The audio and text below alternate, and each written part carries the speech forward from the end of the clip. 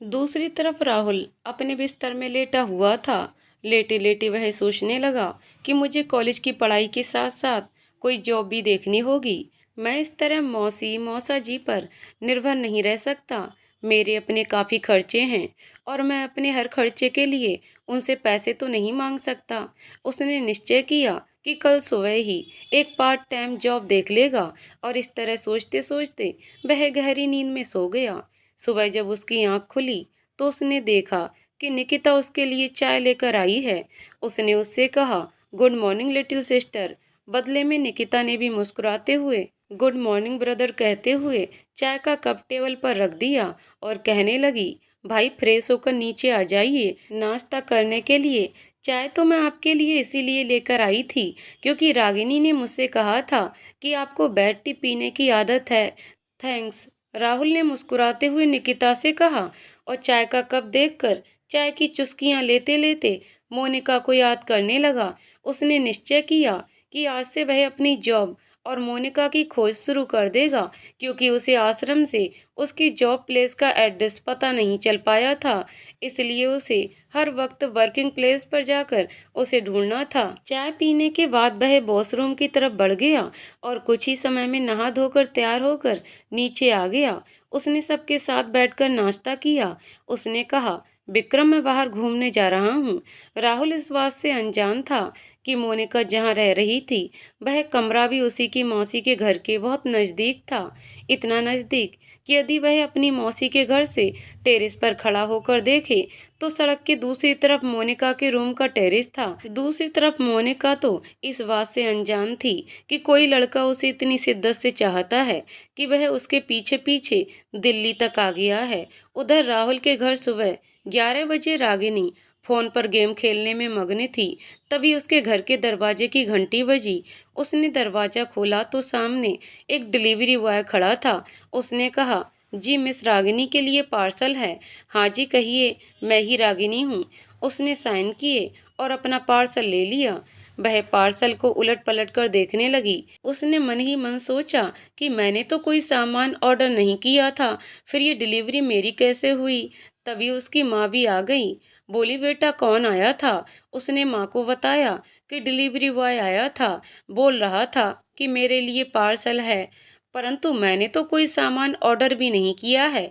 उसकी माँ बोली, बेटा कहीं कुछ गड़बड़ ना हो जाए, मुझे ऐसे बिना ऑर्डर किए हुए सामान से बहुत डर लगता है। वैसे भी आजकल अखबार हो या टीवी, सभी जगह आतंक की घटनाएं सुनने को मिल ही जाती हैं। रागिनी बोली, ओहो माँ, आप तो ऐसे ही डरती रहती हो, जरा खोल कर तो देखते हैं। परंतु उसकी माँ बहुत घबराई हुई थी। रागिनी ने अपनी माँ को सांत्वना देते हुए कहा, माँ कुछ नहीं होगा, और धीरे धीरे उस पार्सल को खोलने लगी। पार्सल खोलते ही रागिनी की आंखें फटी की फटी रह गईं। उसने एक्साइटेड होकर अपनी माँ की तरफ देखा। माँ ने भी नजर नजर में ही पूछा, तो तूने कॉल नहीं की थी। वह उसका कान खींचने लगी। मुझे उल्लू बनाती है, अपने लिए ये तूने ऑर्डर कर दिया। और मुझसे कहने लगी, मम्मा पता नहीं, मैंने तो कुछ ऑर्डर किया ही नहीं था, पता नहीं ये कहाँ से आ गया। उसकी माँ ने लगभग ताने मारने वाले अंदाज में उससे कहा। अभी उनका पार्सल पूरी तरह से खुला नहीं था कि तभी रागिनी के फोन की घंटी बजी। उसने फोन पर नजर डाली जहां भाई का नाम फ्लैश हो रहा था। उसको देखते ही रागिनी को सब कुछ समझ आ गया।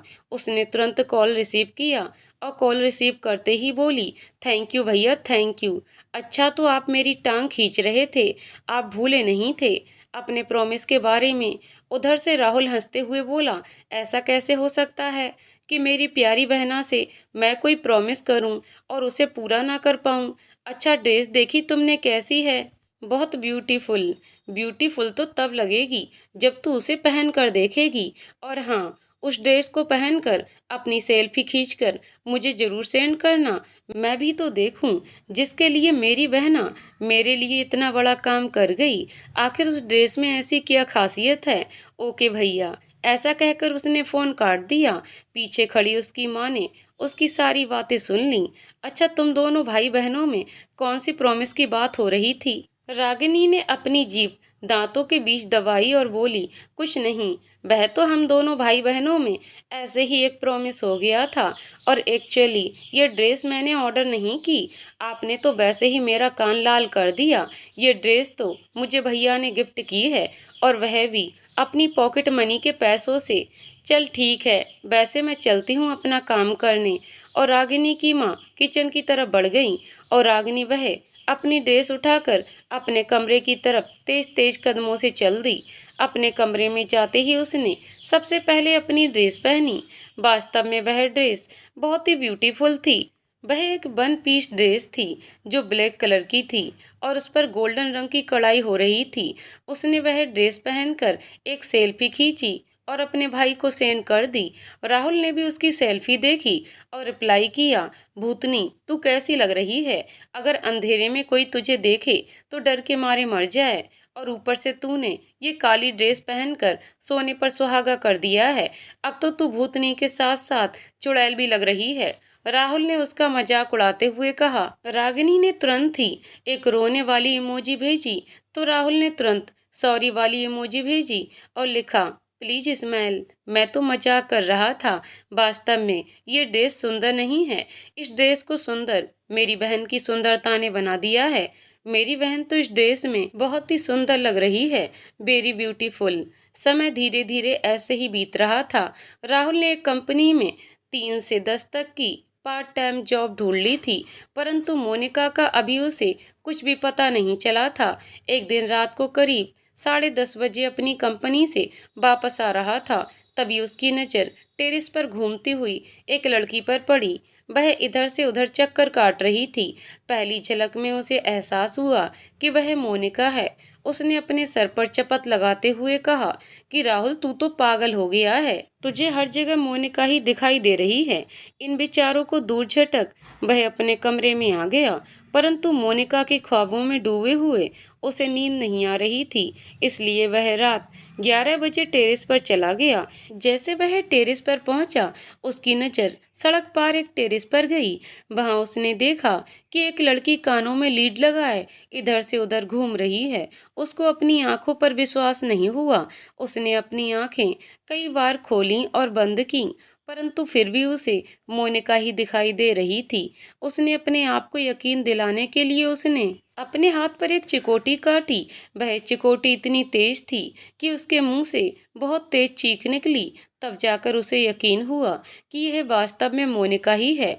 दूसरी तरफ मोनिका हर बात से अनजान अपना संगीत सुनने में व्यस्त थी। उसका ये शौक था कि जब उसे कभी रात को नींद नहीं आती तो वह कानों में लीड लगाकर संगीत सुना करती थी। मिस्टर पार्कर ने उसका एडमिशन एक कॉलेज में करवा दिया था, परंतु मोनिका कॉलेज नहीं जाती थी, बल्कि वह प्राइवेट तौर पर कॉलेज की पढ़ाई कंप्लीट कर रही थी। पार्कर ने कॉलेज के प्रिंसिपल से ये बात कर ली थी कि जब कभी कोई बहुत ज़रूरी टेस्ट हो तभी मोनिका कॉलेज आएगी, और उसके पास सभी प्रोफेसर के अपने हाथों से बनाए हुए नोट्स प्रत्येक शनिवार को मिल जाया करते थे। इसलिए मोनिका को कॉलेज जाने की कोई ज़रूरत नहीं थी। वह कंपनी में जॉब करती थी, और जब कोई काम नहीं होता था तो वह ऑफिस में बैठकर ही अपने नोट्स से पढ़ाई किया करती थी। दूसरी तरफ गीता प्रतिदिन कॉलेज जाती थी, और कॉलेज के बाद वह पार्ट टाइम जॉब के लिए ऑफिस जाया करती थी। पार्कर उन दोनों के काम से बहुत खुश थे, इसीलिए उन्होंने अब दोनों को सैटरडे संडे की छुट्टी दे दी थी। इसके अलावा अन्य एम्प्लॉय को केवल संडे की छुट्टी दी जाती थी। मिस्टर पार्कर ने मोनिका से ये भी कहा कि यदि कभी कॉलेज में कोई टेस्ट होगा तो वह ऑफिस से छुट्टी ले सकती है, और इस छुट्टी के बदले उसकी कोई सैलरी भी नहीं काटी जाएगी। वास्तव में पार्कर ने उसे अपनी बेटी की तरह ही ट्रीट किया था। इसी प्रकार समय बीत रहा था। अभी शुरुआती महीने थे, इसीलिए कॉलेज में कोई टेस्ट नहीं था और मोनिका कॉलेज नहीं जाती थी। इसी प्रकार 3 महीने बीत गए। अब राहुल को पता चल चुका था कि मोनिका उसकी मौसी के घर के नज़दीकी कमरे में रहती है, इसीलिए जब भी उसे वह दिखाई देती उसका मन मयूर नाच उठता। परंतु ऐसा कभी कभी ही होता था, क्योंकि राहुल को कॉलेज जाना होता था और फिर पार्ट टाइम जॉब के लिए वह वहां से देर रात ही वापस आता था। दूसरी तरफ मोनिका भी ऑफिस जाती थी, लेकिन वह शाम को 6 बजे वापस आ जाती थी। ऑफिस से आते ही वह अपनी पढ़ाई किया करती थी, इसीलिए वह घर के बाहर बहुत कम ही दिखाई दिया करती थी। परंतु कभी-कभी वह रात के समय टेरेस पर जरूर जाती थी और राहुल तो सिर्फ रात में कई बार आधी आधी रात तक टेरेस पर ही बिता देता था। यहाँ तक कि कभी-कभी तो वह टेरेस पर केवल मोनिका की एक झलक पाने के लिए बैठा रहता है और वहीं बैठे-बैठे ही सो जाता था। एक दिन मोनिका के फ़ोन पर नोटिफिकेशन आया कि उसे प्रैक्टिकल के लिए कॉलेज जाना होगा और वह प्रैक्टिकल्स 3 दिन चलने थे।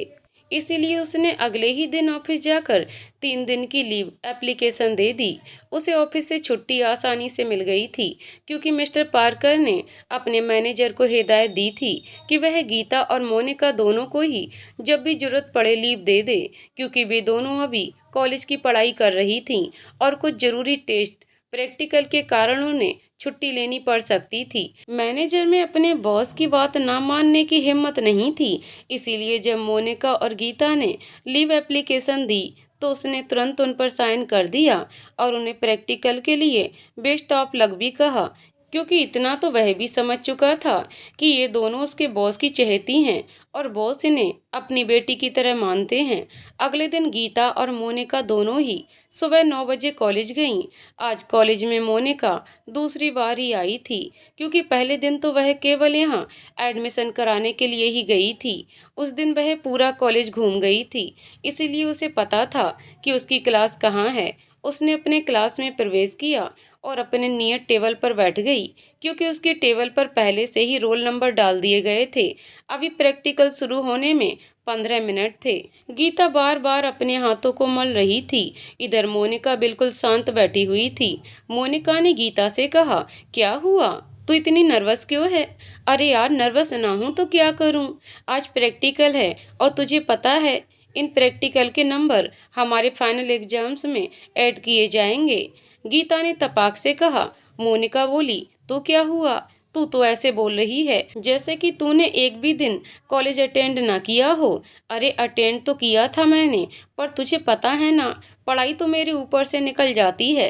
गीता बोली। ये बात उसने थोड़ी तेज कही थी, जिसे सुनकर आसपास बैठे अन्य स्टूडेंट हंस पड़े। उनकी हंसी की आवाज सुनकर गीता ने उन सभी को घूर कर देखा तो उन सभी ने अपनी गर्दन नीचे झुका ली। मोनिका ने कहा, तू कभी नहीं सुधरेगी। इससे पहले वह कुछ और कहती, तभी प्रोफेसर रूम में आ गए। सभी ने प्रोफेसर को गुड मॉर्निंग विश किया। प्रोफेसर ने जवाब में गुड मॉर्निंग स्टूडेंट्स कहा। प्रोफेसर प्रैक्टिकल के लिए कुछ इम्पोर्टेंट इंस्ट्रक्शन देने लगे कि तभी एक लड़का भागता हुआ आया और उसने कहा कि मे आई कम इन सर। प्रोफेसर गुप्ता ने उसे घूरकर देखा और कहा, आज प्रैक्टिकल के दिन लेट? तो लड़के ने कहा, सॉरी सर, आइंदा ऐसा नहीं होगा। प्रोफेसर गुप्ता ने उसे अंदर आने की परमिशन दे दी और वह आकर अपनी टेबल पर बैठ गया। टेबल पर बैठा ही था कि वह एकदम से खड़ा हो गया।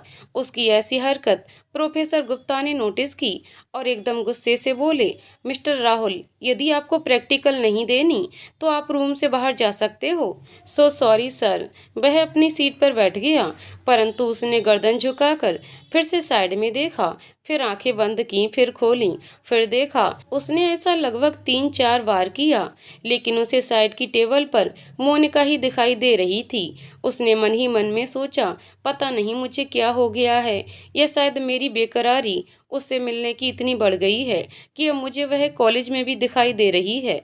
वास्तव में मोनिका और राहुल सेम कॉलेज में पढ़ते थे, परंतु मोनिका कॉलेज नहीं आती थी, इसलिए पिछले 3 महीनों से उसे पता ही नहीं चला था कि मोनिका भी उसकी क्लासमेट है। राहुल का मन तो खुशी से उछल पड़ा। उसने सोचा, कम से कम 3 दिन तो वह उसे देख पाएगा, क्योंकि 3 दिन तक प्रैक्टिकल होने थे। फिर उसने डिसाइड किया कि वह किसी तरह से गीता से दोस्ती कर लेगा, ताकि उसे मोनिका के करीब जाने के लिए रास्ता मिल जाए। प्रैक्टिकल के बाद मोनिका और गीता कैंटीन में गईं, ताकि वह लंच कर लें और उन्हें रूम पर खाना ना बनाना पड़े। दोनों ने लंच ऑर्डर किया और जाकर एक टेबल पर बैठ गईं। उधर राहुल भी उनका पीछा करता करता कैंटीन तक आ गया। उसने उन दोनों से आकर पूछा, मे आई ज्वाइन यू? दोनों ने पहले तो एक दूसरे की तरफ देखा, फिर सहमति से सिर हिला दिया। वे तीनों बैठकर लंच करने लगे और तीनों ने आपस में अपना इंट्रोडक्शन दिया। मोनिका और गीता को भी ज़्यादा दिक्कत नहीं हुई, क्योंकि वे सब क्लासमेट थे और पता नहीं पढ़ाई में कब किसको किसकी जरूरत पड़ जाए। इसीलिए जब राहुल उनसे फ्रेंडशिप के लिए हाथ बढ़ाया तो उन दोनों ने बिना किसी परेशानी के उससे फ्रेंडशिप कर ली। परंतु मोनिका ने कहा कि हमारी फ्रेंडशिप का दायरा सीमित रहेगा, हम केवल कॉलेज में ही फ्रेंड रहेंगे। राहुल को इससे कोई परेशानी नहीं थी। उसने तुरंत सहमति से सिर हिला दिया और तीनों ने लंच किया और तीनों ही अपने अपने घर की तरफ निकल गए। जब तीनों एक ही ऑटो में बैठे तो मोनिका ने कहा कि मैंने तुमसे पहले ही कहा था कि हमारी फ्रेंडशिप केवल कॉलेज तक ही रहेगी। तो राहुल ने जवाब दिया कि दूसरा ऑटो जाने में समय लगेगा, मैं अपने घर के रास्ते पर उतर जाऊंगा। उसने उन दोनों को ये नहीं बताया कि वह भी उसी के एरिया में रहता है। मोनिका और गीता ने कुछ नहीं कहा और तीनों एक ही ऑटो में बैठकर निकल गए। जब राहुल ने ऑटो वाले को अपने घर का एड्रेस दिया तो गीता मोनिका ने एक दूसरे की तरफ देखा तो राहुल ने ऐसे रिएक्ट किया जैसे कि उसे कुछ पता ही नहीं है। उसने कहा, अरे तुम दोनों मेरे घर का एड्रेस सुनकर ऐसे क्यों चौंक गईं? तो गीता ने हैरानी से बोला, लेकिन हमारा कमरा भी तो इसी इलाके में है। राहुल मासूमियत दिखाते हुए कहने लगा, अरे वाह, इसका मतलब हमारी दोस्ती केवल कॉलेज तक ही सीमित नहीं रहेगी, बल्कि हमारा तो आना जाना भी एक साथ ही होगा। मोनिका उसकी बात सुनकर चुप हो गई। राहुल बहुत ही आकर्षक था और उसकी आंखें झील सी गहरी थीं और उसकी बातें तो ऐसी थीं जैसे कि मिश्री घोल दी हो। मोनिका को ऐसा महसूस हुआ जैसे कि वह राहुल की तरफ आकर्षित होकर उसकी ओर खिंची चली जा रही है। इसीलिए उसने उसके चेहरे से नजर हटाकर बाहर की तरफ झांकना शुरू कर दिया। उसे ऐसा लगा कि यदि वह ऐसे ही राहुल को देखती रही तो वह उसकी काली गहरी आंखों में डूब जाएगी। तभी ऑटो वाले ने उनके इलाके के एंट्रेंस के सामने ऑटो रोका और कहा, आपका घर आ गया। तीनों ऑटो से उतरे और राहुल ने उन दोनों का किराया देने की कोशिश की, परंतु मोनिका और गीता ने एक साथ इनकार कर दिया और कहने लगी कि नहीं, हम अपना किराया अपने आप ही देंगे। फिर तीनों ने अपना अपना किराया दिया और अपने अपने कमरे की तरफ बढ़ गईं। मोनिका गीता दोनों में से किसी ने भी उसके घर की जगह के बारे में जानने की कोशिश नहीं की। इधर राहुल ने भी ऐसे दिखावा किया जैसे वह भी उनके रूम के बारे में जानता नहीं है और न ही जानने में इंटरेस्टेड है। मोनिका और गीता अपने कमरे में आईं और गीता सोफे पर पसरते हुए बोली, यार आज का दिन तो बहुत ही टेंशन से भरा था, पर शुक्र है कि प्रैक्टिकल के बाद का सारा समय मजे से बीता। प्रैक्टिकल के 2 घंटे तो ऐसे लगे जैसे कि मेरी जिंदगी के सबसे कठिन 2 साल हों। मोनिका ने मुस्कुराते हुए उसकी तरफ देखा और बोली, लेकिन ये 2 घंटे हैं जो तूने अपने आप इतने कठिन बना दिए हैं। मेरी समझ में ये नहीं आता कि तू कॉलेज में करती क्या है, तू पढ़ाई पर ध्यान क्यों नहीं देती? अरे हम दोनों ही अनाथ हैं, यदि हम पढ़ लिख कर कुछ बन जाएंगे तो हमारा भविष्य उज्जवल बन जाएगा और हम अपनी तरह कुछ अनाथ बच्चों की भी सहायता कर सकेंगे। गीता ने मुंह बनाते हुए कहा, अरे यार अपना लेक्चर फिर से शुरू मत कर। मैं बहुत कोशिश करती हूँ कि पढ़ाई में मन लगाऊं, परंतु पता नहीं 2-4 मिनट तो बड़ी मन लगाकर पढ़ती हूँ, फिर मेरा मन पढ़ाई से उचट जाता है और ऐसा लगता है कि बस फोन में गेम खेलूं या टीवी पर अपने फेवरेट कार्टून देख लूं। मोनिका ने अपने माथे पर हाथ रखते हुए कहा, लोगों ने सच ही कहा है कि दुनिया गोल होती है।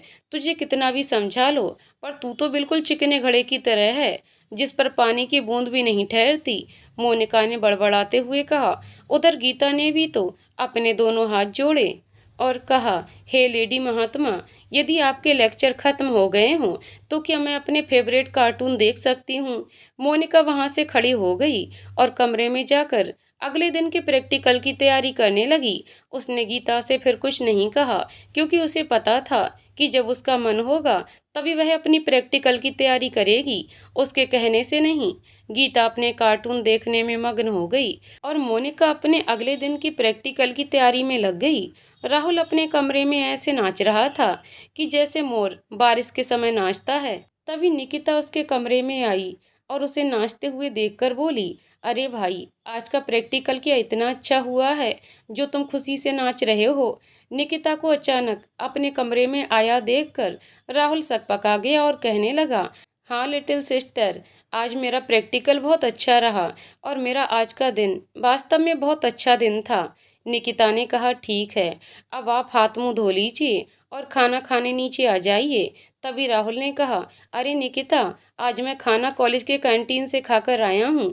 निकिता ने कहा, ठीक है भैया, अभी 2 बजे हुए हैं, आप थोड़ी देर आराम कर लीजिए, फिर आपको अपनी जॉब पर भी तो जाना है। राहुल ने सहमति में सिर हिलाया तो निकिता ने पूछा, क्या भैया मैं आपके लिए कुछ चाय कॉफ़ी लेकर आऊं? राहुल ने इनकार में सिर हिला दिया क्योंकि इस समय वह अपनी खुशी और मोनिका की यादों के साथ अकेले रहना चाहता था। निकिता वहां से चली गई और वह अपने बिस्तर पर लेट गया। उसने अपने पिलो को अपनी दोनों बाहों में ऐसे थाम लिया जैसे कि वह पिलो न होकर मोनिका का बदन हो। फिर अपनी इस हरकत पर खुद ही शर्मिंदा हो गया। थोड़ी देर बाद वह उठा और अपनी जॉब पर निकल गया। उधर मोनिका ने अपनी अगले दिन के प्रैक्टिकल की तैयारी पूरी की और समय देखा तो शाम के 4 बज चुके थे। वह उठकर लिविंग रूम में आई तो उसने देखा कि गीता कार्टून देखते देखते ही सोफे पर सो गई है। उसने मन ही मन कहा, ये लड़की कभी नहीं सुधरेगी। फिर उसने टीवी ऑफ किया और किचन में जाकर अपने लिए कॉफी बनाने लगी। अभी वह कॉफी बना ही रही थी कि तभी बाहर का वातावरण बदल गया। जो अभी कुछ देर पहले तक सूरज की तेज रोशनी थी, वह बादलों से ढक गई थी और मौसम सुहावना हो गया था। ठंडी ठंडी हवा चलने लगी। बादल इतने गहरे काले हो गए थे कि ऐसा लग रहा था जैसे शाम ढल गई हो। उसने अपनी कॉफी मग उठाया और टेरेस की तरफ चल दी। उसने टेरेस की दीवार से कमर लगाई और अपनी कॉफी की चुस्कियां लेने लगी। कॉफी पीकर उसने मग को वहीं रखा और कुछ समय और ठंडे मौसम को महसूस करने के लिए टेरेस पर ही आंखें बंद करके खड़ी रही। तभी हल्की हल्की बूंदें पड़ने लगीं। मोनिका अपने चेहरे को ऊपर करके अपनी दोनों बाहों को फैलाकर उन बूंदों को अपने चेहरे पर महसूस किया। वह उन बूंदों की खुशी को अनुभव कर रही थी कि तभी उसे राहुल की याद आ गई। वह मन ही मन सोचने लगी, पता नहीं उस लड़के में ऐसा क्या है जो मैं अपनी आप को उसकी तरफ खींचने से रोक नहीं पा रही हूँ। फिर उसने अपने दिमाग को झटक कर राहुल की यादों से दूर करने की कोशिश की। उसने अपने आप से कहा, नहीं मोनिका नहीं, तुझे ऐसे प्यार व्यार के चक्कर में नहीं पड़ना चाहिए। तुझे केवल अपनी पढ़ाई पर ही ध्यान देना है और फ्यूचर में कुछ बनना है। इसी तरह प्रैक्टिकल के 3 दिन बीत गए और गीता ने भी कॉलेज से 2 दिन की लीव ले ली ताकि वह ऑफिस के पिछले 3 दिनों के पेंडिंग वर्क को कंप्लीट कर सके। ऑफिस पहुंचकर दोनों अपने पेंडिंग वर्क को कंप्लीट करने लगी। तभी प्योन ने आकर मोनिका और गीता से कहा कि आप दोनों को मैनेजर साहब ने अपने ऑफिस में बुलाया है। दोनों ने एक दूसरे की तरफ देखा और फिर कहा, ओके हम आते हैं, आप चलिए। फिर गीता और मोनिका दोनों मैनेजर के रूम की तरफ बढ़ गईं। उन्होंने मैनेजर से अंदर आने की परमिशन मांगी। मैनेजर ने कहा, बैठो। दोनों जाकर मैनेजर के सामने रखी कुर्सियों पर बैठ गईं। मैनेजर ने कहा, आज एक क्लाइंट के साथ मीटिंग है। ये एक बिजनेस डील है। यदि ये सक्सेस रही तो हमें 100 करोड़ रुपए का फायदा होगा और मैं चाहता हूँ कि तुम दोनों ये मीटिंग अटेंड करो। तभी मोनिका बोली, लेकिन सर, हमें अभी तक इस तरह की मीटिंग का कोई एक्सपीरियंस नहीं है। मैनेजर ने कहा, मोनिका मुझे आपके टैलेंट पर पूरा भरोसा है। आपकी वर्किंग स्किल्स बहुत अच्छी है। मुझे पूरा विश्वास है कि शर्मा कंपनी के साथ आपकी बिजनेस मीटिंग बहुत अच्छी रहेगी और हमें ये डील जरूर मिल जाएगी। लेकिन लेकिन लेकिन मोनिका ने कुछ कहना चाहा। तभी मैनेजर ने दोबारा कहा, गीता तुम्हारी असिस्टेंट के तौर पर वहां जाएगी और ये एक सुनहरा मौका है तुम्हें अपने आप को प्रूव करने का।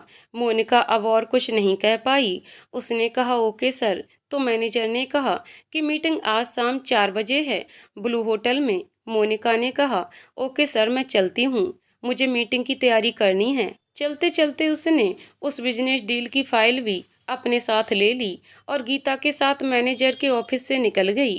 गीता और मोनिका दोनों ही उस फाइल में उस बिजनेस से रिलेटेड सारे इम्पोर्टेंट पॉइंट्स को नोट करने लगीं और उन्होंने एक प्रेजेंटेशन तैयार कर ली। गीता ने कहा कि मोनिका, भले ही ये हमारी पहली मीटिंग है, परंतु मिस्टर पार्कर हम पर बहुत भरोसा करते हैं। अब हमारे पास समय है उनके एहसानों का बदला चुकाने का। हमें ये बिजनेस डील किसी भी तरह से हासिल करनी होगी। मिस्टर पार्कर ने हमारे लिए बहुत कुछ किया है। मोनिका ने कहा, हाँ गीता, तुम बिल्कुल ठीक कह रही हो। भला इस शहर में मिस्टर पार्कर हमारे लिए एक देवता की तरह हैं, जिन्होंने हमें इस शहर में आकर पढ़ाई और नौकरी दोनों का ही मौका दिया। दोनों ने मन ही मन ठान लिया था कि कुछ भी हो जाए, वह इस डील को जरूर सक्सेस करेंगे। समय धीरे धीरे बीतता गया और 3 बज गए। तभी खुद मैनेजर उन दोनों के केबिन में आए और बोले, मोनिका और गीता, बेस्ट ऑफ लक। मुझे विश्वास है तुम अवश्य ही एक गुड न्यूज लेकर वापस आओगी। थैंक यू सर, इतना विश्वास करने के लिए, दोनों ने एक साथ कहा। दोनों ने कहा, सर, हम दोनों वहां पर उन्हें पहचानेंगे कैसे? तभी मैनेजर ने उन्हें एक विजिटिंग कार्ड दिया और कहा कि इस पर उनका कॉन्टैक्ट नंबर लिखा हुआ है, और वैसे भी ब्लू होटल रेस्टोरेंट के रूम नंबर 41 में वह आपको मिलेंगे। ठीक है सर। तभी मैनेजर बोला, मुझे लगता है कि तुम्हें अभी निकल जाना चाहिए। तभी मोनिका ने कहा, यस सर, हम नहीं चाहते कि हम ये डील फाइनल करने में कोई भी कसर छोड़ें, इसलिए हमें वहाँ पर समय से पहले जाना ही होगा। और उन्होंने मैनेजर से परमिशन ली और तुरंत दोनों अपने प्रेजेंटेशन की पेन ड्राइव और अपना लैपटॉप लेकर वहाँ से चल दी। तभी वे अपने वर्किंग हॉल में आईं। वहाँ बहुत से वर्कर थे। उनमें से कुछ वर्कर तो ऐसे थे जो मोनिका और गीता को पसंद करते थे, परंतु कुछ वर्कर ऐसे भी थे जो उन दोनों से बहुत चिढ़ते थे, क्योंकि उन्हें एक्स्ट्रा अटेंशन मिलता था। वे लोग आपस में बातें करने लगे। पता नहीं मैनेजर साहब को क्या हो गया है, इन दोनों लड़कियों पर इतना विश्वास है, तभी तो वह 100 करोड़ की डील को फाइनल करने के लिए इन्हें भेज रहे हैं। मुझे नहीं लगता कि वह ये काम कर पाएंगे। उनकी आवाज़ इतनी धीमी भी नहीं थी जो मोनिका के कानों तक ना पहुंच पाती। मोनिका ने ये सब सुना, पर सुनकर कुछ नहीं बोली, जबकि अन्य वर्कर जो उन्हें पसंद करते थे, उन्होंने उन दोनों को बेस्ट ऑफ लक कहा। मोनिका और गीता ने मुस्कुराते हुए उनका धन्यवाद किया और वह ऑफिस से निकल गईं। ठीक 3:45 बजे वे ब्लू होटल पहुंची। अभी वो दोनों एंट्रेंस पर ही थीं, तभी गीता एक लड़के से टकरा गई। उस लड़के से टकराते ही उसे एहसास हुआ कि जैसे पहले भी वह उससे टकरा चुकी है, पर जब तक वह ऊपर मुंह उठाकर देखती, तब तक वह लड़का सॉरी कहता हुआ लिफ्ट की तरफ बढ़ गया और लिफ्ट में पहुंचते ही उसने जल्दी से लिफ्ट बंद की और चला गया। गीता और मोनिका भी लिफ्ट के पास आए, परंतु लिफ्ट वहां नहीं थी। उन्होंने कुछ देर इंतजार किया, फिर लिफ्ट नीचे आई और वे दोनों भी अपने मंजिल की तरफ बढ़ चली। मंजिल वह जिससे उन्हें लगता था कि वह उनकी उड़ान को एक नया आयाम देगी। वह भी रूम नंबर 41 के दरवाजे के पास पहुंची। उन्होंने डोर नॉक किया तो अंदर से कम इन की आवाज आई। वे दोनों डर भी रही थीं कि इस तरह किसी होटल के कमरे में जाना कहीं उनके लिए परेशानी न खड़ा कर दे, परंतु दूसरी तरफ उन्हें अपने आप को प्रूव भी करना था। इसीलिए उन्होंने गहरी सांस ली और अंदर आ गईं। वहां उन्होंने सामने एक बहुत ही हैंडसम लड़के को बैठे हुए देखा। उसने भी बड़ी नम्रता से उन दोनों को बैठने के लिए कहा, तो दोनों ने बैठते हुए कहा, थैंक यू सर। तो मिस मोनिका, मैनेजर साहब ने मुझे आपके बारे में बताया। वे आपके टैलेंट की बहुत तारीफ कर रहे थे। आई होप आप उनके विश्वास पर खरी उतरेंगी और आपका जो बिजनेस डील का प्रेजेंटेशन है वह अच्छा होगा। मोनिका ने पूरे कॉन्फिडेंस के साथ कहा, यस सर। उस लड़के की नम्रता भरी बातें सुनकर जो उसके अंदर डर था वह खत्म हो चुका था। उधर गीता को पता नहीं क्या हुआ था, वह एकटक मिस्टर शर्मा को देखे जा रही थी। तभी नीता बोली, excuse me sir. Mister Sharma ने उसकी तरफ जैसे ही नजर उठाई और कहा, यस, तो गीता सकपका गई और अपनी नजरें झुकाते हुए बोली, कुछ नहीं सर, आप प्रेजेंटेशन देखिए। तभी मोनिका ने अपना लैपटॉप खोला और उसके साथ अपनी पेन ड्राइव कनेक्ट की और मिस्टर शर्मा को अपना प्रपोजल दिखाने लगी। उसकी प्रेजेंटेशन वाकई बहुत अच्छी थी। मिस्टर शर्मा उससे बहुत अधिक इम्प्रेस हुए और कहा, बेल्डन मोनिका, प्रेजेंटेशन काबिले तारीफ है। मैं कल ही आपके ऑफिस में कॉन्ट्रैक्ट पेपर भिजवा दूंगा। By the way, my name is Rivansh Sharma. ऐसा कहते हुए मिस्टर शर्मा ने अपना हाथ आगे बढ़ाया।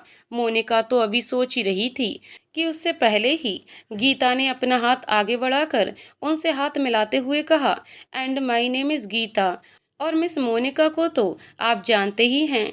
मिस्टर शर्मा ने भी मुस्कुराकर गीता की तरफ देखा।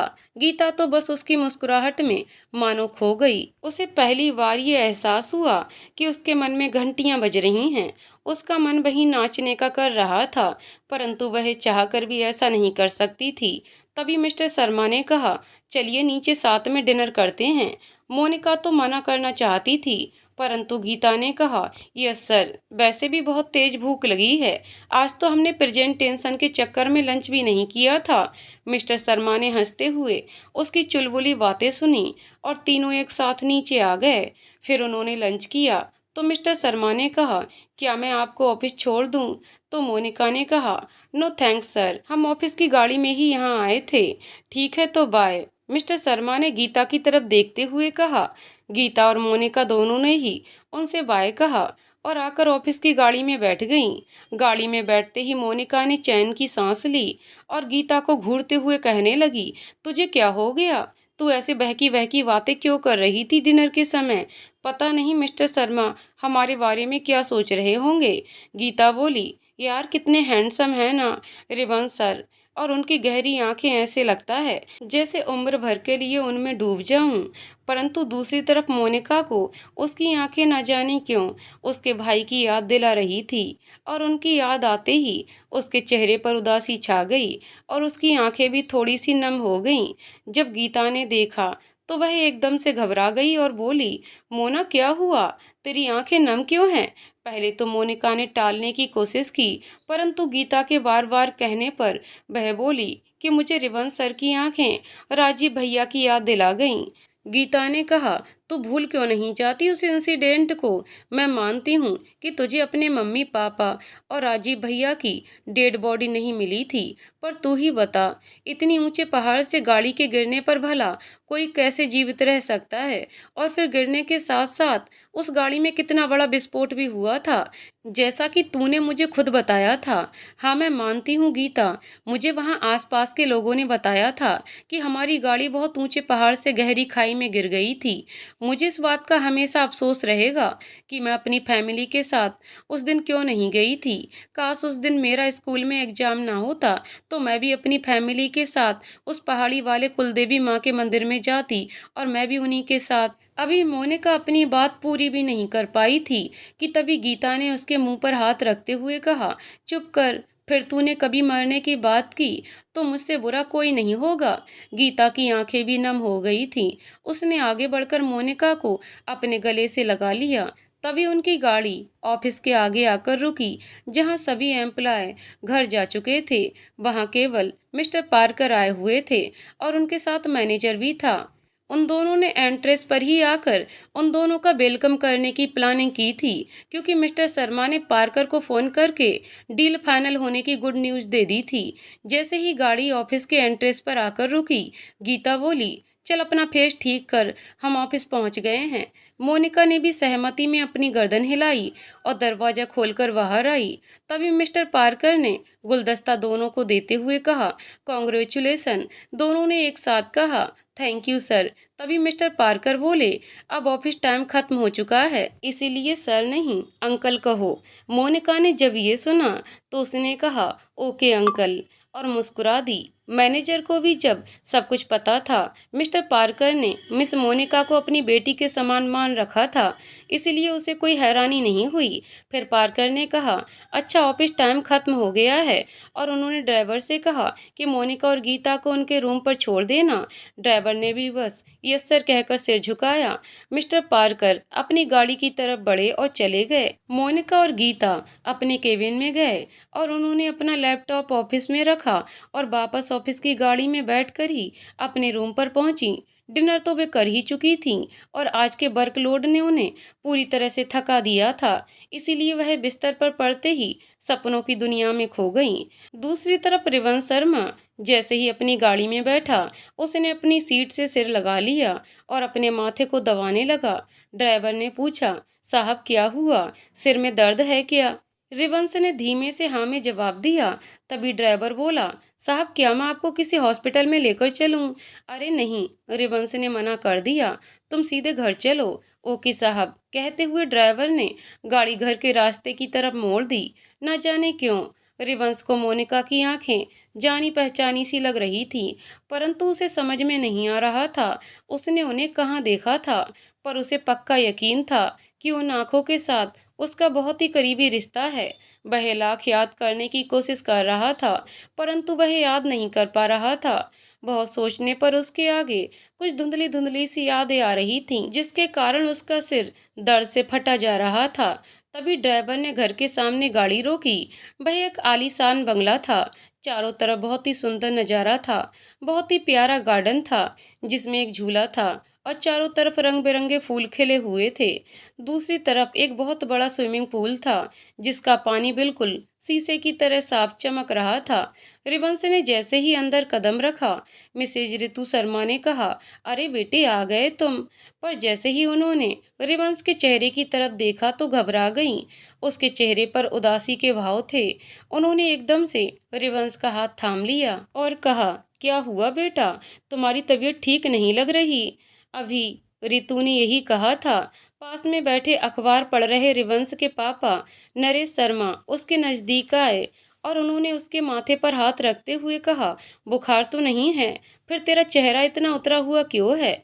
उसने कहा, कुछ नहीं पापा, शायद मीटिंग के कारण थकान हो गई है, मैं आराम कर लूंगा तो ठीक हो जाऊंगा, आप इतना घबराएं नहीं। तभी रितु ने कहा, ठीक है बेटा, तुम अपने कमरे में चलो, मैं तुम्हारे लिए तुम्हारी पसंदीदा कड़क सी कॉफी बनाकर लाती हूँ। रिवंश ने कहा, ठीक है। ऐसा कहकर अपने कमरे में जाकर बिस्तर पर लेट गया, परंतु अभी भी कुछ धुंधली यादें उसे घेरे हुए थी और उन यादों में डूबा हुआ पता नहीं कब उसकी आंखें लग गईं। थोड़ी देर बाद उसकी माँ उसके लिए कॉफी बनाकर लाई तो उन्होंने देखा कि रिवंश गहरी नींद में सोया हुआ है। उन्होंने कॉफी टेबल पर रखी और इसके सर पर प्यार से हाथ फेरने लगीं। प्यारा सा स्पर्श पाकर नींद में भी रिवंश को सुख का एहसास हुआ और उसके चेहरे पर मुस्कान आ गई। उसकी मुस्कान को देखकर रितु शर्मा को सुकून मिल गया और उन्होंने उसको कंबल उड़ाया और वापस आकर अपने काम में लग गईं। तभी नरेश शर्मा ने पूछा, अरे वह नालायक कहाँ है, अभी तक घर नहीं आया। तभी रितु शर्मा बोली, आप भी क्या हमेशा उसके पीछे लगे रहते हो। बंसु अब छोटा बच्चा नहीं रह गया है जो कहीं खो जाएगा। तभी नरेश शर्मा उसकी तरफ बढ़ते हुए बोले, अरे यही तो मैं कह रहा हूँ कि वह छोटा बच्चा नहीं रहा, उसे अपनी जिम्मेदारियां समझनी चाहिए। जिम्मेदारी की बात आती है तो तुम कहती हो कि वह अभी बच्चा है, और जब जल्दी वापस घर नहीं आता तो तुम कहती हो कि वो अभी बच्चा नहीं रहा। पता नहीं तुम्हारा क्या होगा, तुमने अपने सर पर उसे चढ़ा रखा है। वह अपने भाई से कुछ सीखता क्यों नहीं है। रिवंश कितना समझदार है, उसने मेरे पूरे बिजनेस को अपने कंधे पर संभाल रखा है। कभी कभी तो मैं सोचता हूँ कि अगर रिवंश हमारी जिंदगी में नहीं आता तो हमारा क्या होता। रिवंश के कदम हमारे घर में कितने शुभ थे। जब से वह हमारी जिंदगी में आया हमें अपनी जिंदगी की सबसे बड़ी खुशी मिल गई। तभी रितु उनका हाथ अपने हाथों में लेते हुए बोली, हाँ आप सच कह रहे हैं। मैं 5 साल से बांझ होने के ताने सुन सुनकर थक चुकी थी। कभी कभी तो ये लगता था कि आत्महत्या ही कर लूं, और तुम भूल गईं। तुमने मुझे दूसरी शादी के लिए भी कितना फोर्स किया था, परंतु मैं इसके लिए तैयार नहीं था क्योंकि मैं तुमसे बहुत प्यार करता हूँ।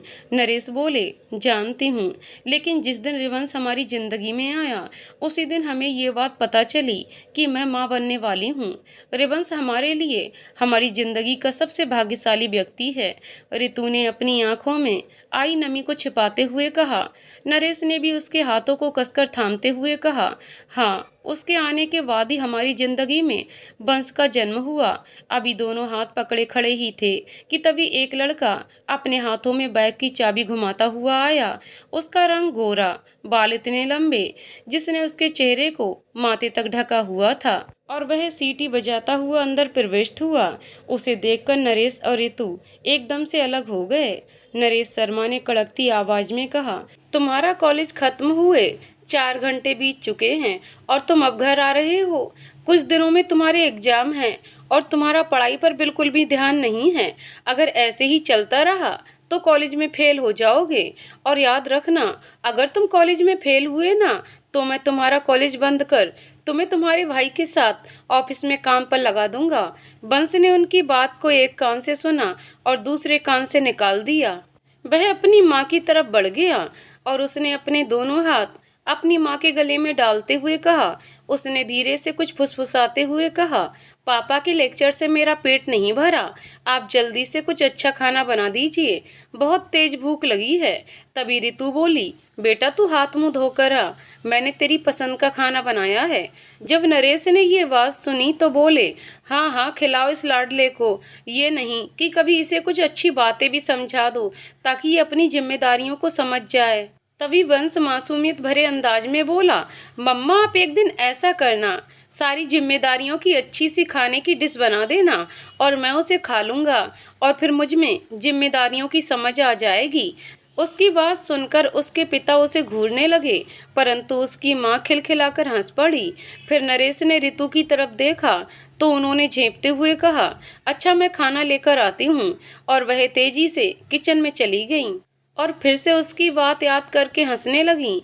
उसकी माँ ने खाना डाइनिंग टेबल पर लगा दिया, पर तभी बंस की नज़र खाली कुर्सी पर पड़ गई तो उसने पूछा, क्या भैया अभी तक ऑफिस से नहीं आए?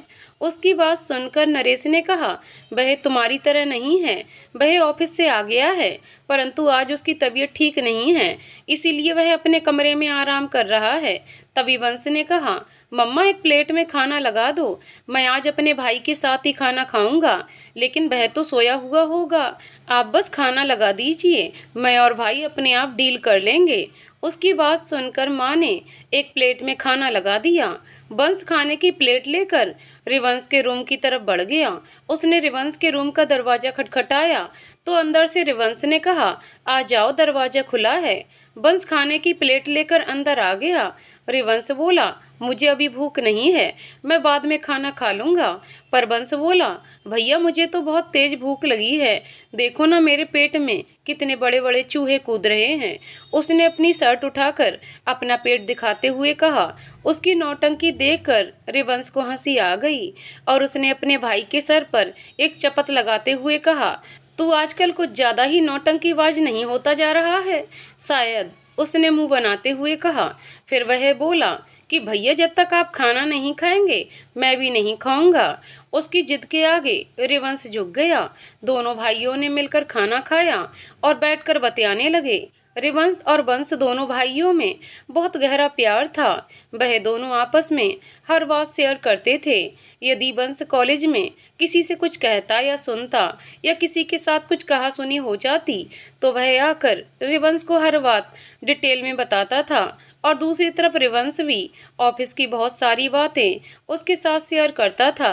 फिर दोनों टेरेस पर चले गए। वहां वे दोनों एक झूले पर बैठ गए और आसमान में अंधेरा छाने लगा था।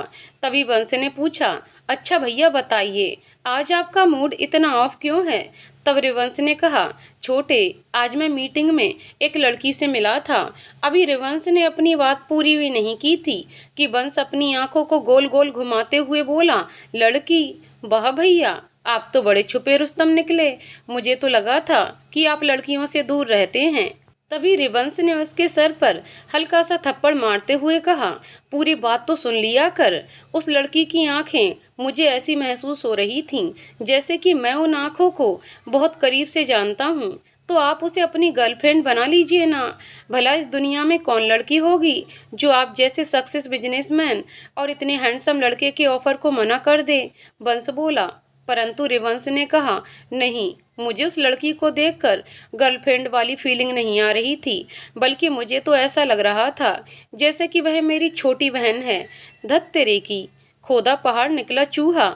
बंस ने अपने सर पर हाथ मारते हुए कहा, मैं तो सपने देख रहा था कि मेरे भाई की भी एक गर्लफ्रेंड होगी और मैं उसका नाम ले लेकर भाई को चिढ़ाया करूंगा और उससे अपनी मनमानी के सारे काम करवाया करूंगा, परंतु मेरे सारे सपनों पर छोटी बहन शब्द ने पानी फेर दिया। बंस मासूमियत भरे लहजे में बोला। रिवंश और बंस दोनों भाई इसी तरह अपने फीलिंग्स शेयर किया करते थे। तभी बंस बोला, अच्छा भैया, उस लड़की का नाम क्या है और आप उससे कहाँ मिले? रिवंश ने कहा, उसका नाम मोनिका है और वह मिस्टर पार्कर की कंपनी में एक एम्प्लॉय है। आज एक बिजनेस के डीलिंग की मीटिंग के दौरान उससे मेरी मुलाकात हुई। जब मैंने उसे पहली बार देखा तभी मुझे उसे देखकर छोटी बहन वाली फीलिंग आने लगी थी। ठीक है, यदि आप कहें तो मैं उसके बारे में छानबीन करवाऊं? नहीं, रिबंस ने धीरे से कहा। तभी नीचे से मिसेज ऋतु की आवाज आई। अरे कितनी रात हो गई है, तुम दोनों को सोना नहीं है क्या? आए मॉम, दोनों ने एक साथ कहा और दोनों नीचे आ गए और दोनों अपने अपने कमरे में जाकर सो गए। समय धीरे धीरे ऐसे ही बीत रहा था। राहुल की गीता के साथ अच्छी दोस्ती हो गई थी। वे दोनों अपनी सारी बातें शेयर किया करते थे। उधर मिस्टर पार्कर ने कंपनी की तरफ से मोनिका और गीता को एक फ्लैट दे दिया, क्योंकि उन दोनों की वजह से उन्हें 100 करोड़ की बिजनेस डील मिली थी। गिफ्ट के तौर पर उन्होंने उन दोनों को ये फ्लैट दिया था। इस फ्लैट में 2 कमरे, kitchen, living room, drawing room थे और ये फ्लैट उनके ऑफिस के नज़दीक ही था। गीता ने राहुल को बताया कि हम दोनों कल यहाँ से दूसरी जगह शिफ्ट हो रहे हैं। ये सुनकर राहुल उछल पड़ा। राहुल ने गीता को हर बात बताई थी, परंतु ये नहीं बताया था कि वह मोनिका से प्यार करता है। जब राहुल ने सुना कि वे दोनों यहाँ से शिफ्ट कर रहे हैं तो वह बेचैन हो उठा। उसने पूछा, लेकिन तुम दोनों कहाँ से शिफ्ट कर रहे हो और क्यों? गीता ने उसे बताया कि मिस्टर पार्कर ने बिजनेस डील की सक्सेस के गिफ्ट के रूप में हमें ऑफिस के पास ही एक फ्लैट दिया है। हम दोनों वहीं शिफ्ट करेंगे। अच्छा, राहुल ने उदासी भरे लहजे में कहा। तभी गीता ने कहा, अच्छा मैं चलती हूँ, कल फिर से कॉलेज में मिलेंगे। अरे नहीं, कल तो हम कॉलेज नहीं आएंगे, क्योंकि कल हमें फ्लैट में अपना सामान शिफ्ट करना है। ओके, अगर तुम कहो तो मैं तुम्हारी सामान शिफ्ट करने में हेल्प कर सकता हूँ, राहुल एकदम से बोला। लेकिन इसके लिए तो तुम्हें कॉलेज से छुट्टी लेनी पड़ेगी ना। हाँ तो क्या हो गया, एक दोस्त दूसरे दोस्त के लिए इतना तो कर ही सकता है, राहुल ने कहा। वह मन ही मन सोचने लगा, इस बहाने मुझे मोनिका के साथ समय बिताने का मौका मिल जाएगा। गीता, ठीक है, और दोनों अपने अपने घर आ गए। आज उन्होंने एक ऑटो नहीं लिया था, इसीलिए क्योंकि मार्केट में राहुल को कुछ काम था, इसलिए वह मार्केट चला गया और गीता अपने रूम पर आ गई। उधर मोनिका को ये पता नहीं था कि गीता और राहुल में अच्छी दोस्ती हो गई है। तभी मोनिका ने गीता से पूछा, गीता, कल हमें मिस्टर शर्मा के ऑफिस जाना है, उसे ऑर्डर के बारे में कुछ जानकारी देनी है। ये सुनते ही गीता उछल पड़ी और दौड़कर मोनिका के गले लग गई। मोनिका उसके इस तरह के व्यवहार से हैरान हो गई। उसने पूछा, तुझे तो ऐसे खुशी हो रही है जैसे कि तू अपने बॉयफ्रेंड से मिलने जा रही हो। गीता ने दबी आवाज में कहा, अरे अपने बॉयफ्रेंड से मिलने ही तो जा रही हूँ। हालांकि गीता ने ये बहुत ही धीमी आवाज में कहा था, परंतु फिर भी मोनिका के कानों तक बात पहुँच गई और वह एक्साइटेड होकर गीता के पास पहुंची। अच्छा, क्या तुम रिवंश शर्मा को पसंद करती हो? गीता ने कहा, हाँ यार, मैं उसे बहुत ही ज़्यादा पसंद करती हूँ। पसंद क्या, मैं तो उसे पहली नज़र में ही अपना दिल दे बैठी हूँ। लेकिन मुझे डर इस बात का है कि वह इतनी बड़ी कंपनी का हेड है और मैं एक अनाथ। क्या हमारा मिलन हो पाएगा? मोनिका ने कहा, अगर प्यार सच्चा हो तो वहाँ अमीर गरीब छोटा बड़ा कुछ नहीं देखा जाता। अगर रिवंश भी तुमसे प्यार करता होगा तो वह तुम्हें अवश्य मिल जाएगा। गीता ने खुशी से मोनिका को गले लगा लिया। यार, आज तो तेरे लेक्चर मुझे कानों में मिश्री की तरह लग रहे हैं, पगली, उसने गीता को डांटते हुए कहा। अच्छा बहुत हुआ, अब सो जाते हैं, सुबह हमें अपना सामान भी शिफ्ट करना है और शाम को 5 बजे शर्मा के ऑफिस में जाना है। ठीक है, दोनों जाकर सो गए। गीता तो रात भर एक्साइटमेंट में सो नहीं पाई कि वह कल रिवंश से मिलेगी। वह रिवंश के ख्यालों में खोई रही। सुबह 4 बजे उसके ख्यालों में खोए खोए ही उसकी आंख लग गई। मोनिका उसे सुबह सुबह उठाने लगी, लेकिन रात को लेट सोने के कारण गीता जागने का नाम नहीं ले रही थी। मोनिका को बहुत गुस्सा आया, क्योंकि बाहर टैक्सी वाला आ चुका था और उन्होंने अभी तक अपनी पैकिंग भी नहीं की थी। जब गीता के जगाने के उसे कोई असर नहीं हो पाया तो वह किचन में गई। उसने फ्रिज से एक बोतल ठंडा पानी निकाला और लाकर उसे गीता के ऊपर उड़ेल दिया। गीता एकदम से हड़बड़ाकर उठ गई। सुबह का समय था, इसलिए ठंडे पानी के कारण उसे हल्की सी ठंड का एहसास हुआ और वह मोनिका को घूरते हुए उसके पीछे दौड़ने लगी। मोनिका को एहसास हुआ कि वह उसे मारने के लिए आ रही है, तो वह तुरंत वहां से भागने लगी। एक दूसरे के पीछे भाग रही थीं, कभी सोफे के पीछे तो कभी बालकनी में। तभी मोनिका सामने आ रहे एक लड़के से टकरा गई। वह लड़का वास्तव में राहुल था, जो सामान शिफ्ट करने में उनकी हेल्प करने के लिए आया था। मोनिका के अचानक टकराने के कारण मोनिका अपने आप को संभाल नहीं पाई और वह गिरने ही वाली थी कि तभी राहुल ने उसकी कमर को थाम लिया और गिरने से बचा लिया। लेकिन मोनिका की डर के कारण आंखें बंद थीं। वह अभी आंखें बंद किए हुए ही थी कि राहुल ने धीरे से मुस्कुराकर उससे कहा, आंखें खोलिए, आपको चोट नहीं लगी। मोनिका ने एक राहत भरी सांस ली और अपनी आंखें खोल दी। जैसे ही उसने अपनी आंखें खोलीं, उसकी आंखें राहुल की आंखों से जा टकराईं। वह उसकी गहरी आंखों में डूब गई। दोनों को ये एहसास नहीं था कि वह कब से एक दूसरे को इसी तरह से देख रहे हैं। तभी गीता वहां आई। उसने झूठी खांसी का नाटक किया। जब दोनों के कानों में गीता की खांसी की आवाज सुनी तो एकदम से एक दूसरे से झटके से अलग हो गए। मोनिका जाकर किचन में नाश्ता बनाने लगी और गीता ने उससे पूछा कि तुम इतनी सुबह सुबह, मैंने तुमसे कहा तो था कि मैं सामान शिफ्ट करने में तुम्हारी हेल्प करने के लिए आ जाऊंगा, बस इसीलिए आ गया। तो इतनी सुबह सुबह कौन आता है यार? एक ये मोनिका है, सुबह सुबह उसने मुझे ठंडे पानी से नहला दिया। अरे सामान ही तो शिफ्ट करना है, कितना थोड़ा सा तो सामान है हमारा। बस अभी वे दोनों खड़े खड़े बातें ही कर रहे थे कि उन्हें एक खुशबू आई। राहुल उस खुशबू में खो गया। गीता बोली, अरे वाह, ये तो आलू के पराठे की खुशबू है। आज तो मोनिका ने मेरा दिन बना दिया। उसने आज मेरी फेवरेट आलू के पराठे बनाए हैं। तभी राहुल भी मासूमियत से बोला, मैंने भी अभी तक नाश्ता नहीं किया है, तो क्या मैं भी? ऐसा कहकर उसने अपनी बात अधूरी छोड़ दी। तभी गीता बोली, हाँ यार बैठना, मैं भी नाश्ता लेकर आती हूँ। और वह राहुल को सोफे पर बिठाकर किचन की तरफ बढ़ गई और उसने 2 पराठे प्लेट में रखे और दही और अचार के साथ लाकर राहुल के साथ खाने बैठ गई। दोनों एक ही प्लेट में खाना खा रहे थे। वे अक्सर कॉलेज में भी ऐसा ही किया करते थे। मोनिका ने कहा, अरे गीता जरा इधर तो आ। गीता किचन में गई। मोनिका ने पूछा, राहुल गया क्या? उसने कहा, अभी नहीं। मोनिका ने कहा, उसे भी पराठे दे देना। गीता ने कहा, वह पहले ही मेरे साथ नाश्ता कर रहा है। ऐसा कहते हुए उसने 2 पराठे और लिए और जाकर राहुल के साथ नाश्ता करने लगी। तभी राहुल बोला, क्या मोनिका तुम्हारे साथ नाश्ता नहीं करेगी? गीता बोली, नहीं, पहले वो मुझे खिलाती है और बाद में खुद खाती है। राहुल ने कहा, अच्छा। ऐसा कहकर वह पराठे खाने लगा और फिर बोला, वैसे पराठे बड़े टेस्टी हैं, दही के साथ तो वाह, मज़ा आ गया पराठे खाने में। मैंने आज पहली बार दही के साथ आलू के पराठे खाए हैं। मुझे तो पता ही नहीं था कि दही के साथ पराठे इतने टेस्टी लगते हैं। ऐसा कहकर राहुल अपने पेट पर हाथ फिराते हुए बोला, आज ऐसा लग रहा है जैसे मैंने कितने सालों के बाद इतना अच्छा नाश्ता किया है। वास्तव में पेट भर गया, परंतु मन नहीं भरा। ऐसा लग रहा है जैसे 1-2 पराठे और खा लूं, पर क्या करूं, पेट में तिल भर भी जगह नहीं बची। तभी मोनिका नाश्ते की प्लेट लेकर आई और वह भी कुर्सी पर बैठकर नाश्ता करने लगी। उसकी कुर्सी ठीक राहुल के सामने थी, जो चोरी से उसको देख रहा था। उसके चेहरे पर पसीने की बूंदें थीं। वैसे तो पंखा चल रहा था, परंतु फिर भी उसने एक टेबल फैन चालू करके उसे मोनिका की तरफ कर दिया। अचानक आई हवा के कारण मोनिका का दुपट्टा उड़ गया। मोनिका शर्मा गई। उसने अपनी पीठ घुमा ली। राहुल ने कहा, सॉरी, मैं तो सिर्फ ये चाहता था कि आपके चेहरे पर जो पसीने की बूंदें हैं वह सूख जाएं। मुझे नहीं पता था ऐसा हो जाएगा, सॉरी। तभी मोनिका ने अपना दुपट्टा वापस गले में डाला। It's okay. नाश्ता करने के बाद तीनों घर का सामान पैक करने लगे।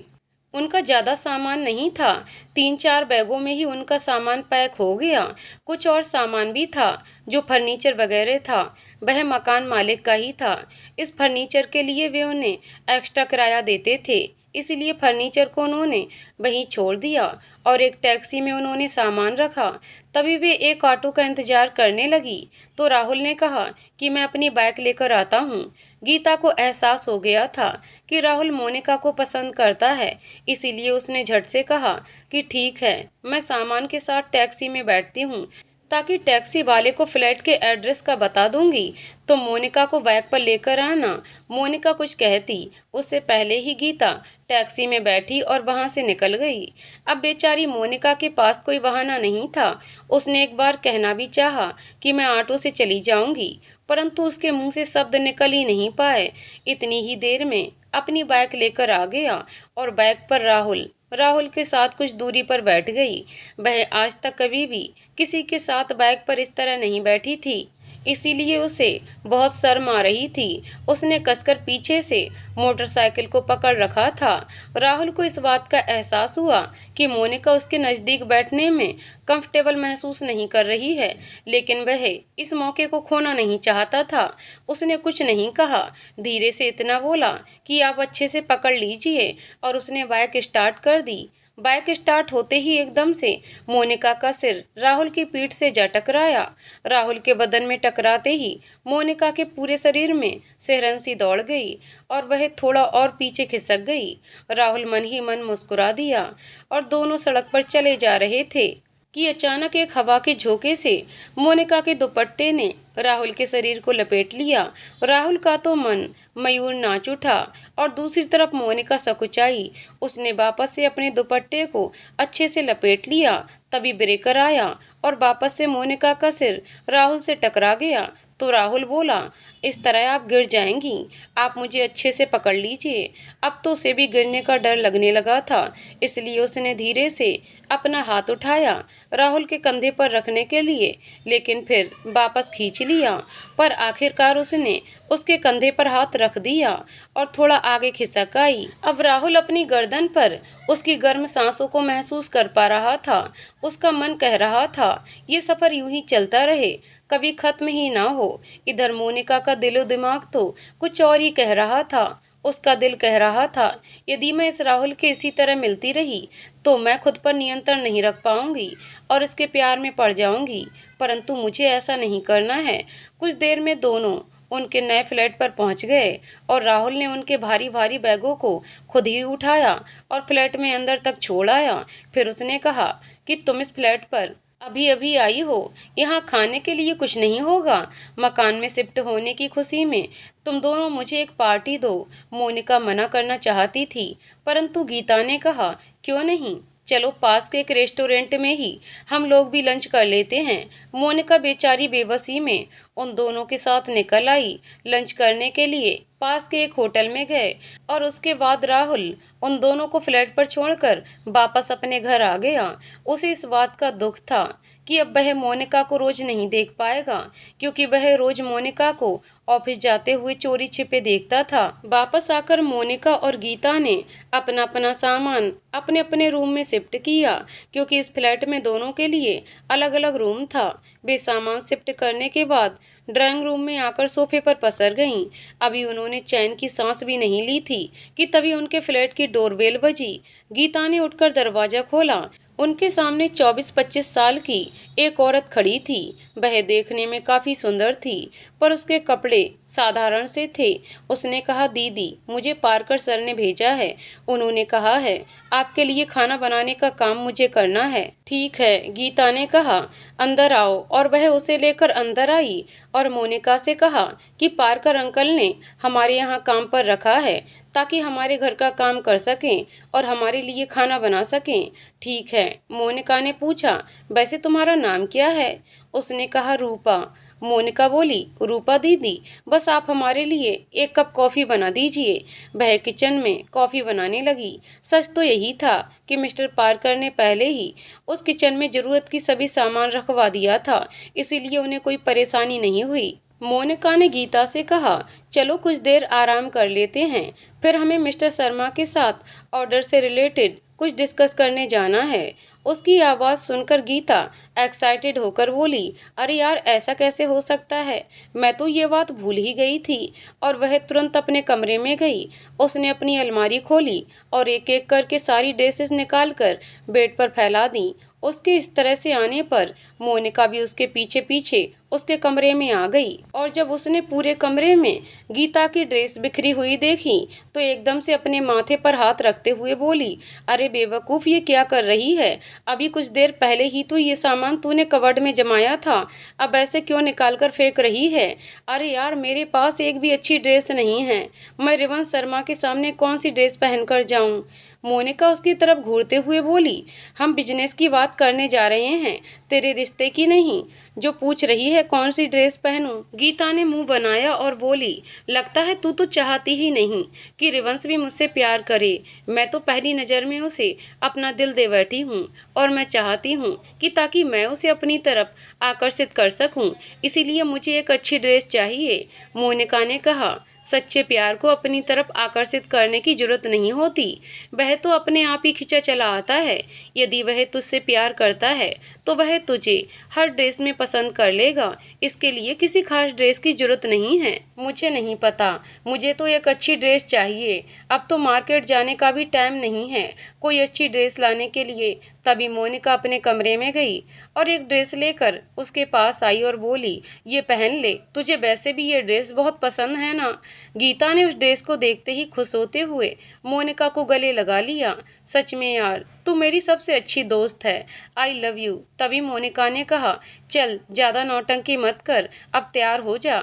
ठीक है, गीता ने खुश होते हुए कहा और मोनिका अपने कमरे में आ गई। सबसे पहले गीता ने अपने सारे कपड़े वापस से कबर्ड में रखे और ड्रेस लेकर वॉशरूम की तरफ बढ़ गई। उसने वह ड्रेस पहनी, वह ड्रेस उसे एकदम परफेक्ट लग रही थी। उसने उससे मैच करते हुए इयररिंग्स पहने और चेहरे पर हल्का मेकअप किया। उसके होठों पर लगी हल्की सी लाल लिपस्टिक उसे बहुत ही आकर्षक बना रही थी और उसके साथ ही उसने हील की सैंडल डाल लिए। तभी मोनिका भी तैयार होकर अपने कमरे से ड्राइंग रूम में आई और बोली, गीता जल्दी आ, वरना हम रिवंश सर के ऑफिस के समय पर नहीं पहुंच पाएंगे। उसकी आवाज़ सुनकर गीता भी उसके पास आ गई। मोनिका उसे एकटक देखने लगी। गीता ने उससे पूछा, क्या हुआ तुझे, ऐसे क्यों देख रही है? क्या मैं सुंदर नहीं लग रही? मोनिका ने कहा, तू बहुत सुंदर लग रही है, पर पता नहीं क्यों मुझे ऑफिस में तेरा इस तरह से जाना जच नहीं रहा है। परंतु अब कपड़े बदलने का समय भी नहीं बचा है, इसीलिए वे दोनों जल्दी से कैब करके रिवंश शर्मा के ऑफिस पहुंच गईं। मोनिका ने अपना बिजनेस सूट ही पहना हुआ था। उन्होंने रिसेप्शनिस्ट से मिस्टर शर्मा के ऑफिस का पूछा और उस तरफ बढ़ गईं। उन्होंने दरवाजे पर नॉक किया तो अंदर से कमिन की आवाज़ आई। दोनों अंदर पहुंच गईं। रिवंश ने खड़े होकर दोनों का वेलकम किया और उन्हें बैठने के लिए कहा। फिर उसने बेल बजाई और कहा कि ऑफिस में 3 कप कॉफ़ी भिजवाइए। प्यून थोड़ी देर में ही 3 कप कॉफ़ी ऑफिस में रखकर चला गया। कमाल है, आप समय की कितनी पाबंद हैं। आप बिल्कुल सही समय पर ही उस दिन भी होटल में पहुंच गई थीं और आज भी ठीक समय पर आप मेरे ऑफिस में भी आई हैं, रिवंश बोला। मोनिका ने कहा, जी हाँ, यदि हम समय की परवाह नहीं करेंगे तो समय भी हमें पीछे छोड़कर आगे निकल जाएगा। उसकी बात सुनकर रिवंश ने भी सहमति में सिर हिलाया, परंतु उसकी नज़र बार बार गीता पर जा रही थी, जो उस दिन की तरह बड़बोली नहीं लग रही थी। आज वह बिल्कुल शांत बैठी हुई थी। उसने अभी तक कुछ भी एक्स्ट्रा बातें नहीं की थीं। फिर वे ऑर्डर के विषय में बातें करने लगे। तब गीता ने भी अपनी कुछ योजनाएं उसके सामने रखीं। रिवंश गीता की योजनाओं से भी बहुत अधिक इम्प्रेस हो गया और उसने कहा, बहुत अच्छा गीता, आप बहुत टैलेंटेड हो। थैंक यू सर, उसने मुस्कुराते हुए कहा। उसके मन में तो आ रहा था कि वह उसे रिवंश कहे, परंतु कुछ सोचकर उसने उसे सर कहकर ही संबोधित किया। कुछ समय पश्चात जब उनकी बिजनेस की सारी बातें खत्म हो गईं तो दोनों जाने लगीं। तभी एक लड़का उनके ऑफिस में आया और एक फाइल पकड़ाते हुए मिस्टर शर्मा के पास खड़ा हो गया।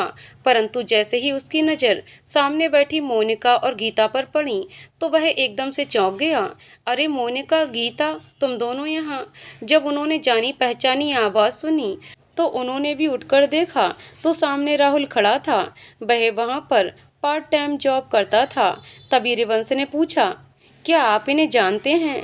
राहुल ने कहा, यस सर, ये मेरे कॉलेज में मेरे साथ ही पढ़ती हैं और जहाँ मैं रहता हूँ पहले ये वहीं रहती थीं।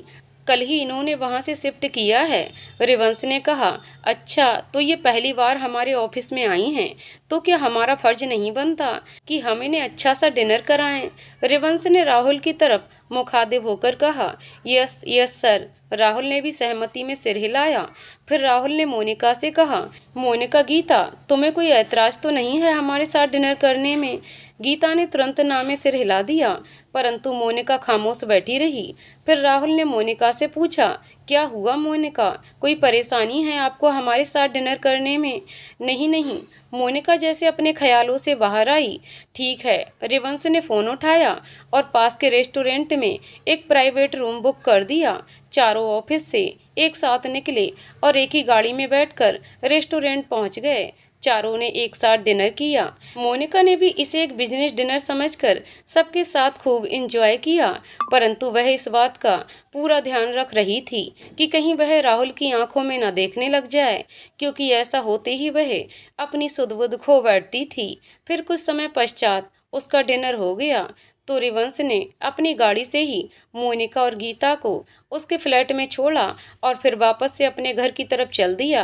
रास्ते में उसने राहुल से बहुत सारी बातें की और उन दोनों के बारे में काफ़ी जानकारी, उनकी पसंद नापसंद के बारे में जान लिया था। अब रिवंश को भी ये एहसास होने लगा था कि वह गीता की तरफ आकर्षित हो रहा है। उसे गीता का बड़बोलापन बहुत ही अच्छा लगा। फिर उसने राहुल को उसकी मौसी के घर छोड़ा और वह अपने घर आ गया। उसके घर आते ही बंस तेजी से उसके पास आया और उसे खींचते हुए कमरे में ले गया और पूछा, भाई, आपने मुझे बताया था कि आज आपकी मीटिंग उन लड़कियों के साथ है, जिसमें से एक को तो आपने अपनी बहन बना लिया है और दूसरी कैसी है, मुझे उसके बारे में तो बताइए। तो रिवंश ने कहा कि गीता बिल्कुल वैसी ही लड़की है जैसी लड़की की मैं ख्वाहिश करता हूँ। अरे वाह, ये हुई ना बात। फिर तो उस लड़की से मुझे भी मिलना होगा, मैं भी तो देखूं आखिर उस लड़की में ऐसी क्या खासियत है जिसने मेरे भाई को भी अपनी तरफ आकर्षित कर लिया। तभी उन्हें अपनी माँ की आवाज़ सुनाई दी, अरे तुम दोनों नीचे आ जाओ, खाना तैयार है। तो रिवंश ने ऊपर से ही जवाब दिया, माँ, मैंने डिनर कर लिया है। ठीक है, उसकी माँ ने कहा, पर बंस को तो नीचे भेज। माँ की आवाज़ सुनकर बंस चहकते हुए नीचे आ गया। वह गुनगुना रहा था। उसकी आवाज़ सुनकर उसकी माँ ने पूछा, क्या बात है, आज तो कुछ ज़्यादा ही खुश लग रहा है। वह भी कुछ कहने ही वाला था कि तभी उसकी नज़र रूम के बाहर खड़े रिवंश पर पड़ी, जो उसे गुस्से से घूर रहा था। तो उसने गर्दन झुकाते हुए कहा, कुछ कुछ कुछ नहीं, बस ऐसे ही। आप तो मुझे जानती ही हो, मैं हमेशा जिंदा दिल रहने में विश्वास करता हूँ, बस इसलिए गुनगुना रहा था। उसकी बात सुनकर रिवंश के चेहरे पर भी स्माइल आ गई और रिवंश वापस अंदर चला गया। आगे की कहानी अगले वीडियो में। तो दोस्तों, आपको कहानी कैसी लगी कमेंट करके ज़रूर बताइएगा। कहानी पसंद आई हो तो वीडियो को लाइक शेयर करें और चैनल को सब्सक्राइब करें। कहानी को पूरा सुनने के लिए बहुत बहुत धन्यवाद दोस्तों।